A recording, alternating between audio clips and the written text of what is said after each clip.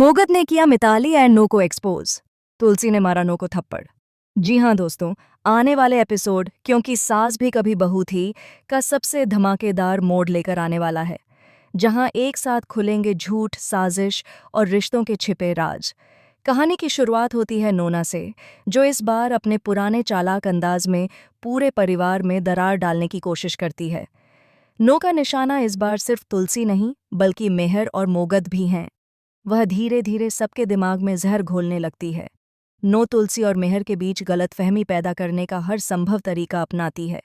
वो मेहर के कानों में मीठा जहर घोलते हुए कहती है, तुलसी ही है जिसकी वजह से अंगद और मिताली का रिश्ता टूटा है, उसे कभी यह रिश्ता मंजूर नहीं था। मेहर, जो हमेशा तुलसी पर भरोसा करता आया है, अचानक इन बातों को सुनकर चुप हो जाता है। उसके चेहरे पर उभरती बेचैनी को नोना साफ पहचान लेती है। वह अपनी झूठी बातों का जाल बुनती जाती है।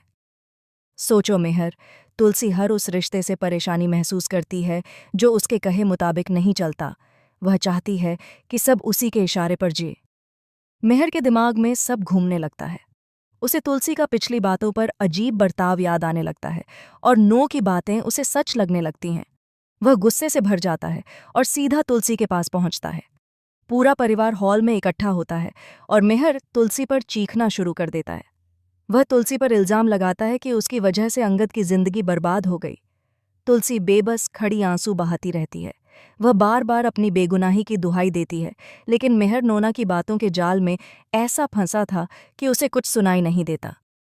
तुलसी टूट जाती है। उसे लगता है कि आज उसका और मेहर का रिश्ता हमेशा के लिए खत्म हो गया। उधर मिताली भी अपने झूठ में फंस चुकी है। वो नो के कहने पर अंगद से झूठ बोल चुकी होती है और अब डरती है कि कहीं सच्चाई सामने न आ जाए। लेकिन असली खेल तो तब शुरू होता है जब कहानी का सबसे बड़ा सच सामने आता है। उसी वक्त अंगद वहां पहुंचता है और मेहर को रोकते हुए कहता है, बस पापा, बहुत हो गया। सब अंगद को हैरानी से देखते हैं। अंगद कहता है, आप जिस पर इल्जाम लगा रहे हैं वह बेगुनाह हैं। असली गुनहगार तो कोई और है। अंगद की नज़रें सीधी नोना पर टिक जाती हैं। वह पूरे परिवार के सामने मिताली और नोना का पर्दाफाश कर देता है। वह बताता है कि कैसे मिताली ने जुए के कर्ज से बचने के लिए यह सारा झूठा नाटक किया, कैसे उसने बाबा को हायर किया और कैसे इस पूरे खेल में नोना आंटी शुरू से उसका साथ दे रही थी। मोगत बताता है कि नोना ने ही मिताली को यह सब करने के लिए उकसाया था ताकि वह घर में घुस सके और बाद में इसका सारा इल्ज़ाम तुलसी माँ पर डालकर उन्हें मेहर की नज़रों में गिरा सके। यह असली सच्चाई सुनकर मेहर सन्न रह जाता है।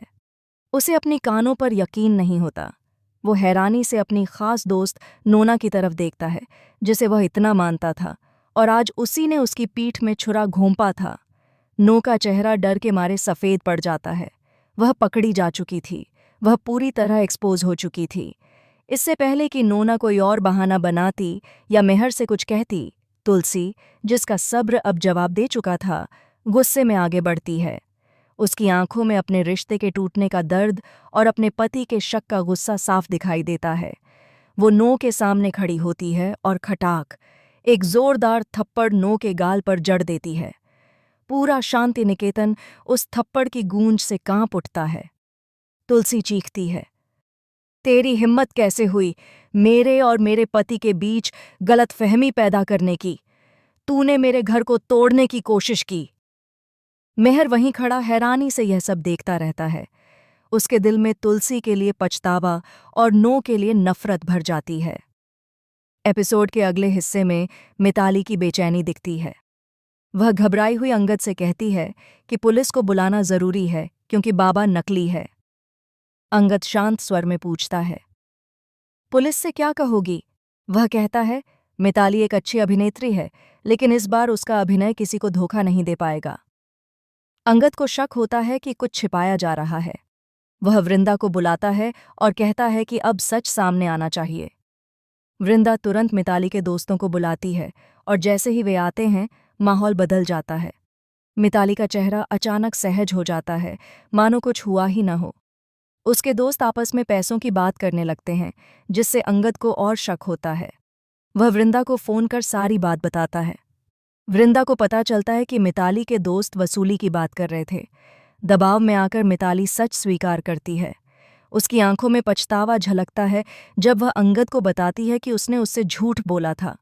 वह कहती है कि जिस दिन अंगद ने रिश्ता तोड़ने का फैसला किया था, उसी दिन उसने यह सब किया। उसने अपने दोस्तों से पैसे उधार लिए थे जिन्हें वह जुए में हार गई। अब वे दोस्त पैसे वापस मांग रहे थे और डर के मारे उसने अंगद के घर से गहने तक ले लिए ताकि उनसे बच सके। मिताली रोते हुए कहती है कि उसने यह सब मजबूरी में किया, किसी को नुकसान पहुंचाने के लिए नहीं। उसके दोस्त डरकर चले जाते हैं, लेकिन अंगद का चेहरा कठोर बना रहता है। वह कहता है कि अब सच्चाई सामने है, पर उसे समझ नहीं आता कि वह मिताली पर भरोसा करे या नहीं। मिताली उससे माफी मांगती है, लेकिन अंगद का भरोसा अब टूट चुका है। वह मिताली के दोस्तों से वादा करता है कि 3 दिनों में उनका पैसा लौटा देगा और उनसे माफी मांगता है। साथ ही बाबा को भी चेतावनी देता है कि अब और किसी को धोखा देने की कोशिश न करे। मिताली की आंखों से आंसू बहते हैं, लेकिन अंगद अब उसे बिना गुस्से, बिना दया, सिर्फ दर्द के साथ ये सिर्फ हमारा